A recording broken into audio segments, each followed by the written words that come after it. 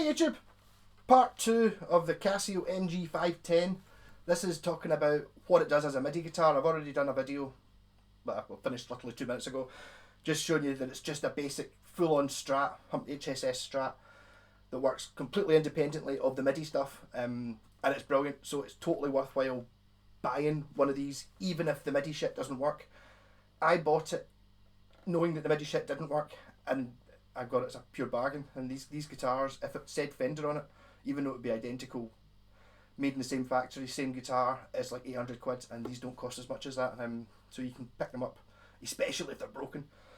I just couldn't deal with the fact that I had extra buttons and stuff on it that didn't do anything. I needed to get it fixed. So eventually a guy, Frettronics in Glasgow, he's got a wee office sort of unit thing inside CNC Music, not just now with this lockdown, but look him up. He's on Facebook as well. Good for doing this sort of thing. He managed to get it all working from when it wasn't working. I went through ages of this guitar.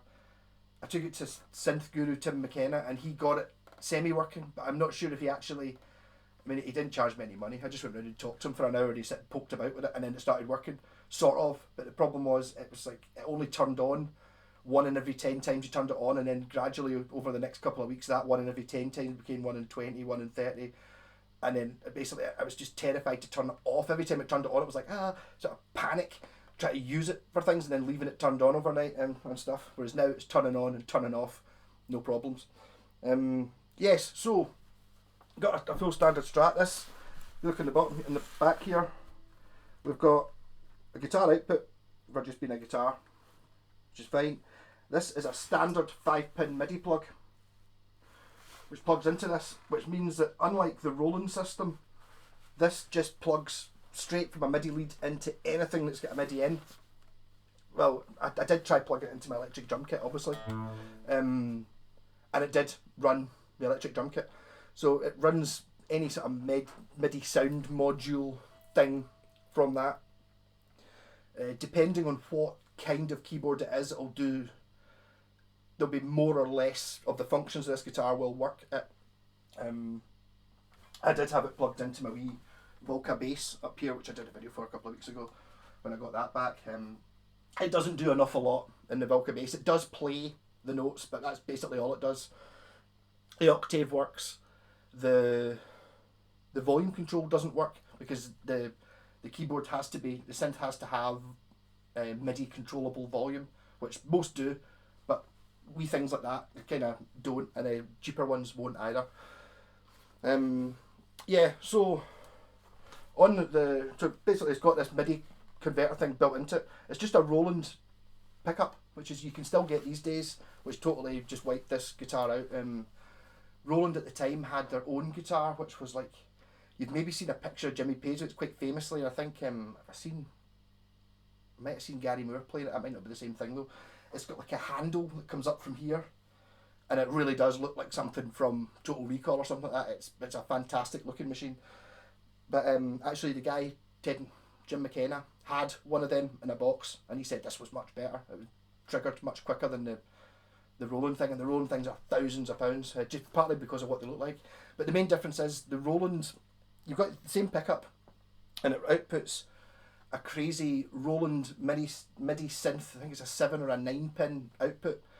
So you stick that 9-pin, you have a special lead that goes into your Roland guitar synthesizer, which you need to run it. And in the old days, there's actually one, if you go to Guitar, not during the lockdown, this is before the lockdown, I went in and they had one, and it was a bass actually, and it had the pedal board, and I actually thought it was a display piece, like a fake one, because sometimes you can imagine if you went in and they'd a sort of display for Boss pedals. The pedals would be just like your standard Boss pedal, but it'd be this size, like a plastic copy, just to show it off. That's what this pedal board looks like. I'm not joking. It was like this. It was the size of a hard case, this pedal board, and it had switches that were like that much apart for this synth controller. Just going by technology. That's obviously the old one from the 80s. Nowadays it's kind of just looks like one of your multi-effects units. But it takes a 7 or 9 pin special thing that you plug into your guitar synthesizer, and then there you've got your synth sounds. The main difference being, if you imagine the weak signal, the unpowered signal coming from this pickup in the Roland system is going unpowered along this cable and then getting processed, whereas in this, the pickup goes straight into the computer shit that's inside the guitar, which converts it. So what's coming out of this is just standard MIDI. So it doesn't have the same latency. It's much less latency because obviously it takes time for a very low powered signal to go along your cable and into the synthesizer, whereas this doesn't. This runs straight into it runs straight from the pickup into the converter. If you look on the back, you can see there's extra panels here, all this stuff. This here is for the battery. That's what I should have said actually. On the back here, as well as the MIDI output, you've got a 9-volt DC input. If you wanted to do that, it just gives you another cable to have.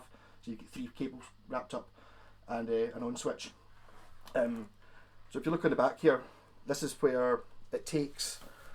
It's 9-volt, but it runs on your standard AA Walkman batteries. So you get like a sort of mad. That was one of the things I think might have been wrong with this, why it wasn't working before. So you get like a sort of plastic cartridge thing that you can fit 4 AA batteries in, 4 times 1.5, yeah, 4 AA batteries in, and then it's got like in here you take out with a coin. I don't know how long the batteries last. I will change them once the thing starts dying. But so far, by playing with it, they've not. I don't think it's a huge drain on the using it. Yep. That's the other thing actually. The Roland one, I think when you use the special lead, it doesn't take batteries in the actual guitar. It's got like power comes from the actual guitar synth. Yeah. So and then you've got this extra panels here. Here are a couple of see these rubber things. You can pull them out, and in there you've got dip switches, which I have not really done very much with. And then in here you've got dials which change the sensitivity of the pickups of each individual pole. So if you're playing away and you find that the B string is quieter than the other ones when you're using the MIDI, you can raise the volume of that. I've not got far enough to actually work out whether that's the case yet. So, but it is adjustable, so you can get like an even volume across the strings. Yes. So where are we at now? Yeah. One of the things I think different about the Roland thing as well is if you've got the Roland thing, the guitar processor you plug it into, you might be able to run MIDI out of that to control any synthesizer. I'm not sure, but the standard one, it will give you your 10, 50, however many sounds it's got, and those sounds will all be good for playing the guitar through. But there will also be the same sounds that everybody who's got one of those MIDI pickups, like your there's a Roland Ready Strat you can buy that's just got the actual pickup already fitted into. You don't have to stick it on yourself. And Godin do a guitar that comes with the pickup built in, not the doesn't have the computer gubbins. This is the only guitar that's got the computer shite in it. It's so. In this one, you can plug it into, as I say, any synth. Some sounds don't really work with the guitar. When I say don't really work, they do work, but they kind of nah. You know, it's like you don't really want. It's not the best one. So in any keyboard, this one's like this from 1986. This is a Casio CZ1, which is actually the top of the range Casio at the time. This was like a proper professional keyboard. It's not like a normal Casio. So I don't really want to talk too much about that. Basically all I'm using is the banks of internal sounds, which are all very synthesizery and not very realistic. I used to have an amazing Korg that had sort of realistic sounds on it. It was like a Korg MD1 ISS, that's International Space Station. It might have been an International Space Station 40, ISS 40 or an ISS 50. And it was like a cheaper version of the Korg M1, and it had realistic saxophone and realistic pianos, and this did run them, and they sounded awesome. But this has just got synthesizery sounds on it. It's sometimes known as a Cosmo synth. So rather than trying to keep this video down again as well, I'll just play this is strings 2. We have volume control. Obviously you can link it in if you turn up the guitar volume. The distortion pedal. So you can have link between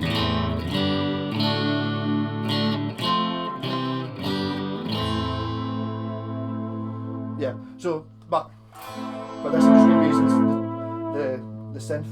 So, you do have to alter what it is you're playing to go with this, because as you can hear these sounds, it seems to take quite a while to go, but it's the same when you actually play the synth on its own. It's like the string sound has a whoa at the start, it's got like a big attack on it, so you can't, if you play faster than it's able to trigger, then on this sound, so you've got to be a bit more,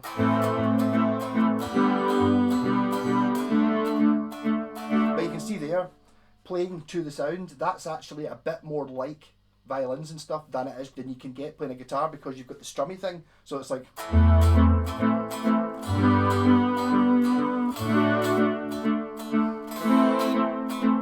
so in some ways it's actually better for some instruments than a keyboard is to operate. You have a similar problem the other way around when you play piano, which I will try and find. I should have played a bit more effort. As I said, the piano in this isn't, this is me, I should have tried to find piano before I did this. Piano, where are you? Piano 1. Right, so this isn't a particularly realistic piano sound.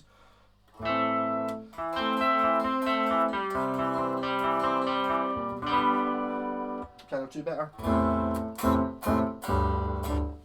Yeah, so the problem you've got with a piano, like even if I had a realistic piano sound, is on a piano when you hit a chord, you hit all the strings at the same time. So you don't have that sort of, the opposite of the strings thing, you don't have, obviously you can. I'm trying to play a chord, I know.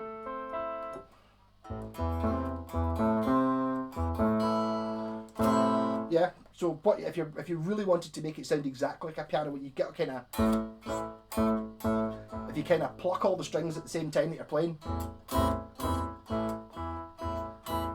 you can make it sound more like a piano, and that kind of works for all the sounds. It kind of depends what it is you're using. I mean, this is obviously the piano bag. Where was?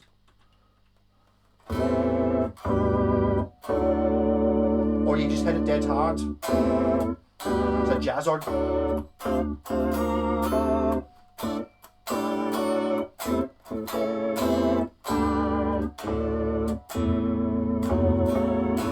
Yeah, so I was talking about this is already at 12 minutes, and I'm not going to do very much demoing in this.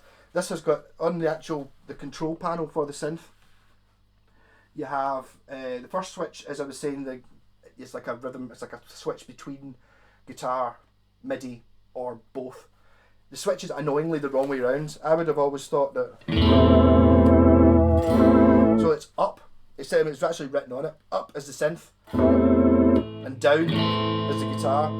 And for me, I just feel that if I was designing this guitar, I would just have simply swapped it the other way around, so that when the switch is up, you're pointing to, the switch is pointing to these pickups, which would you think meant these pickups, and if you push it down, it's pointing to the MIDI output. Doesn't work that way, but that's obviously not a biggie.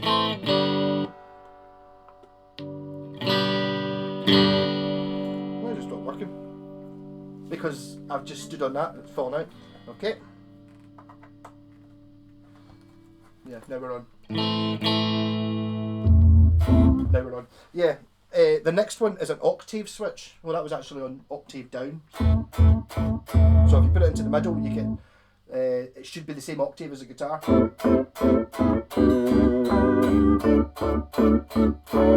If you put it up the way, it's an octave up.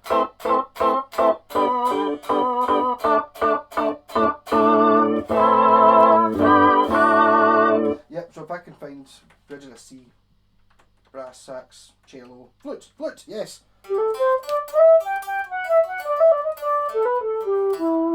Yep, so that's Casio's 80s synthesized flute. Yep, on a higher octave, on standard octave,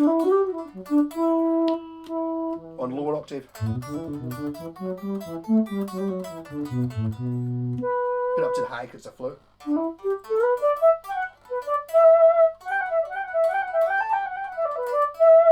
And the last switch is a 3-position switch. Down the way is called normal. Normal, right? So what this means is you can bend notes.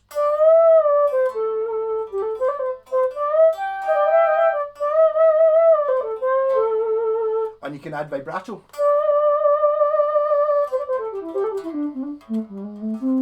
Which, if you think about it, on a piano, you don't really get vibrato on a piano, and you can't really bend notes on a piano, so that would make it sound less like a piano.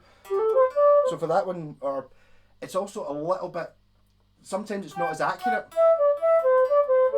Whereas when you put it into the middle position, it's chromatic, so when you bend a note,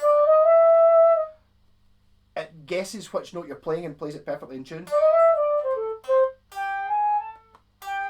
So it's going instead of going which actually probably works better for a flute, because a flute, I don't think you can vibrato, you can bend notes on a flute. Maybe you can.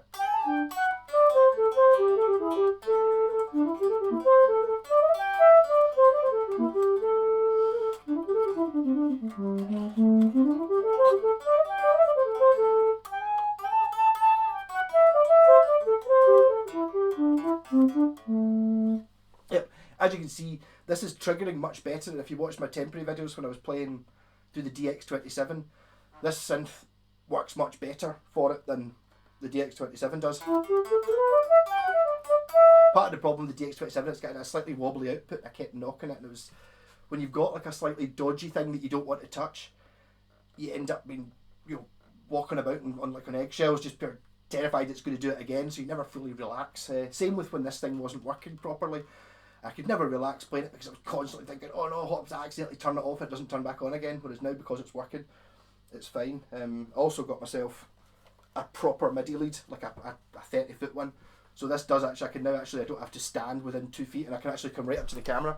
Whereas before I had the only cable I could find was that white one, which is that long, which is, although long enough to reach the keyboard, you have to kind of stand like this. Yeah.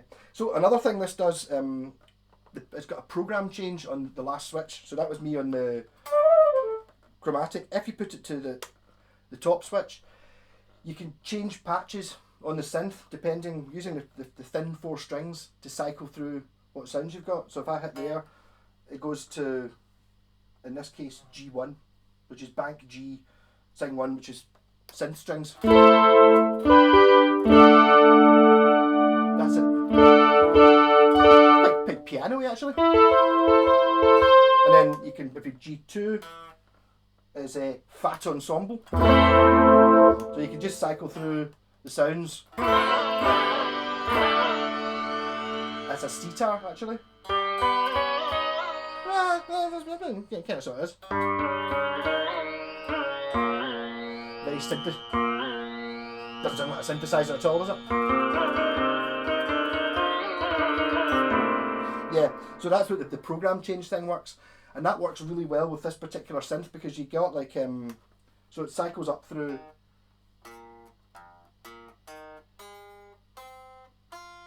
Alright, so I started, if you start on the E string on this particular synth for the first fret, you get A, bank A1, so you get A, I'm reading that because it tells you, there's a wee digital calculator screen there, which tells you what it is, so A, B, A2, A3, A4, A5, A7, A9, B, right, B starts on the 9th fret on this particular, so you're now on to bank B, so there's 8 sounds.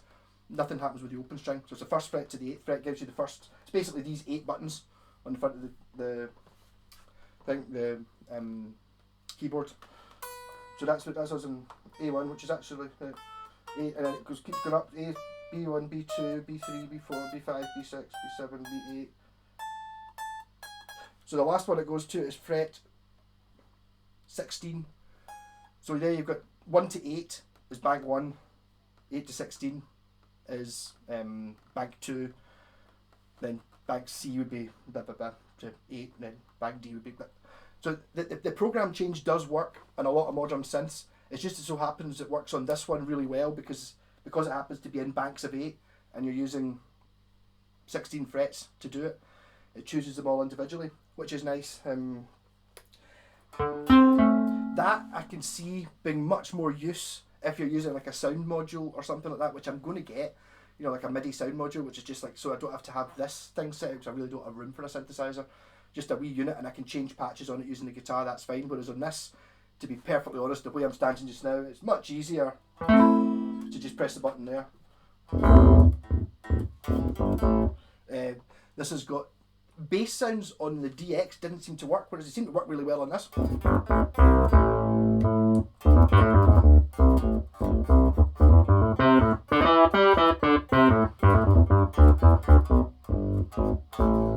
Right, so that's video 2. I'm basically showing what it can do. I will be doing quite a lot of demos with this guitar. I think maybe not all today, but I've got a mini brute synth, which I also just got fixed, which it does control. I was playing with that last night and I've completely forgotten how to operate it. It's like it's got millions of dials, but it's not just if you just fidget with the knobs and you don't know what it is you're doing, it doesn't really make any sense. Whereas I remember I did used to know exactly what everything does, and you can control it. You know, you sit there and go, oh, I want a wee bit more, and you know what button it was that did what you had in your head, as opposed to when you're just sitting fidgeting with it. It just seems a bit random. I've also got a DX21 I'd like to plug it into, which is similar to the DX7, but it's the DX27, but better.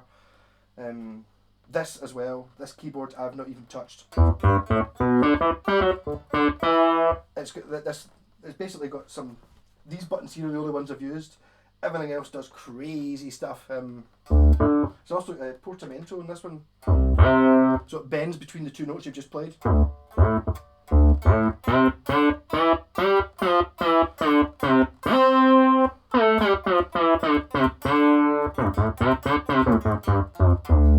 if I go back to the, hold on, where was the flute again? It's clearly in the bass section now. Can't remember their flute.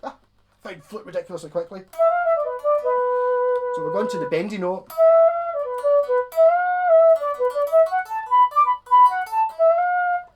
The tremolo arm works on this as well.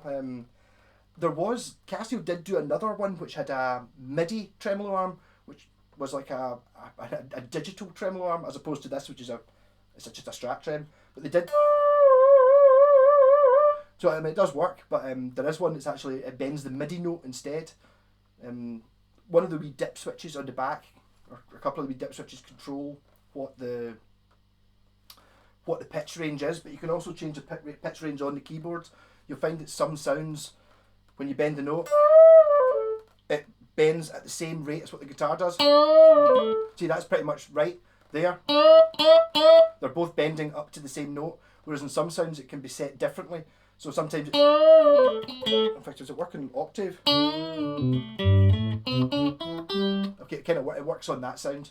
But sometimes, you know, you bend, it sounds fine when you bend it on its own, but when you put it on with the guitar, you know, the guitar's bending up 2 notes and the synth's only bending up 1 or something, but that depends on what patch and how you set the synth up.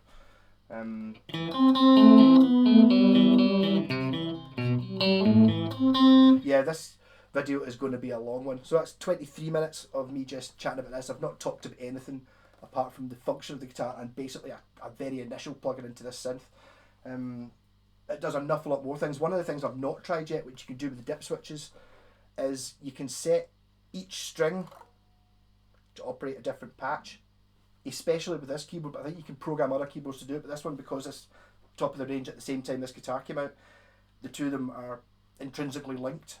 This guitar was designed to run with this synth being the most expensive one, so it does work with all the other things, but this is what it was actually made to work with. That's why it seems to be so perfect for everything.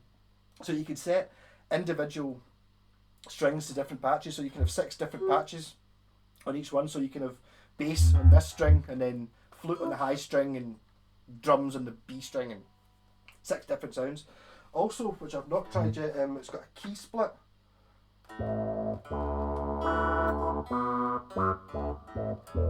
But I haven't set it up yet. You can set up, you can split a keyboard in half sometimes. But on this one you can. So you get the lower ones are playing the bass and the high ones are playing, I'll say the flute again. Something like that. You can do that on a guitar. You can do this when you set up the guitar controls that as well. So you've got up to a certain note, which is kind of weird sometimes you end up with.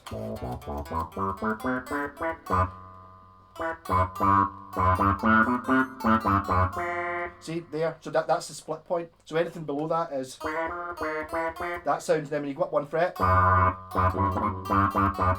you get a different sound. So it's kind of it drops an octave even though I've got switch. I've not really explained that very well, but that's what it can do.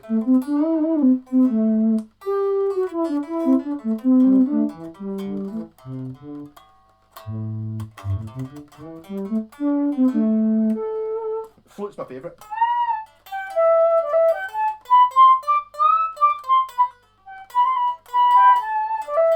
Maybe not as high as that.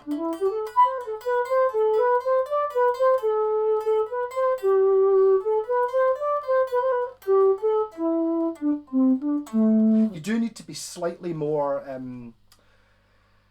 precise with what you're playing to get it to trigger. You get away with a bit more on a guitar, you know, if you're playing sort of fast stuff. You need to be a little bit more accurate, which is no bad thing, being a little bit more accurate anyway, because I mean, if you're playing that on a guitar, it sounds better when you're more accurate.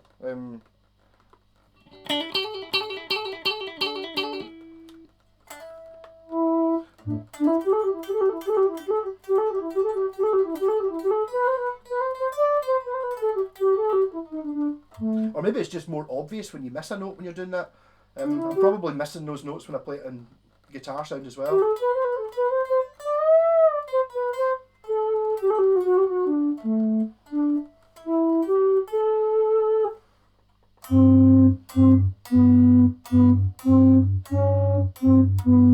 And obviously, if you were much better at doing your finger picking things where you're playing separate bass lines. What actually someone suggested I do when I'm still talking. I need to stop talking and move on to the next thing. What my pal suggested was if we're talking about using the each individual string with a different patch, what you could do is see if you took the E and A string, right, and then had them playing like even just strings an octave down, yeah, because you could set that in the, and then you have the middle two playing strings as they are, and then you have the high two playing an octave up. It would give you a ridiculous range, so you would basically have a guitar that went from an octave lower than a normal guitar does to an octave higher than a normal guitar does. So when you played a chord, you would still have the guitar playing as well, but you would also have an octave lower and an octave higher in your chord. So that's one of the things I'm going to be doing. I'll continue on. I'll do another video with this just now because I've already done 27 minutes of talking piss. Rock and roll. Don't listen to too much shite that's going on. I see the number of stuff I keep seeing on Facebook with the mad tinfoil hat wearing folk. You know, it's like with the 5G masts causing this virus and all that. There's so many mad conspiracy theories. I don't know. I went through a stage a few months ago watching some flat earth videos, and you're just like, I suppose it's not nice to sit and mock people or stupid, but I mean, it's just mental. You just have to have such a blinkered vision where you just ignore so much that doesn't apply to you believing the earth's flat, and then pick out one or two out of the thousands of things you can find that maybe could be a bit of a grey area. Oh, maybe, and it's you just because you believe, you just want to believe so hard that it's a flat earth. You just lie to yourself. And just same things happening with this virus, you know, and everything. It's just try and keep a bit. Don't go too mad. Try critical thinking. Fuck knows what's going on with the government. I've been watching Nicola Sturgeon's doing podcasts. I'm in Scotland. If you're anywhere in the world, or if you're in England, try and find her on YouTube because they're not broadcasting it, but she's up there every day, telling basically what the truth is, and her agenda is save as many lives as possible, as opposed to her agenda is how can I make money out of it for myself and the other people that fund my party, which is basically what is going down. And it's very, very obvious as soon as you think about it what's going on down in Westminster. It's just a case of how can I make money for my donors, my friends, and myself? And if people die, well, they're not as good as us anyway. Enough politics. I'll get back to playing some synth. I'll probably do another video in a minute, and then I'll maybe do some jams. I don't know whether I'll put all these up in one day. Probably not. I'll probably put the first one up tonight, and then it means I can put out a video every day without actually having to bother actually doing a video every day. I made that mistake earlier on during the week. I put like the last of the talking about guitar wiring videos and 2 videos about another one, because my plan is now I'm going to split, so I don't have half-hour videos. See, I don't have half-hour videos anymore.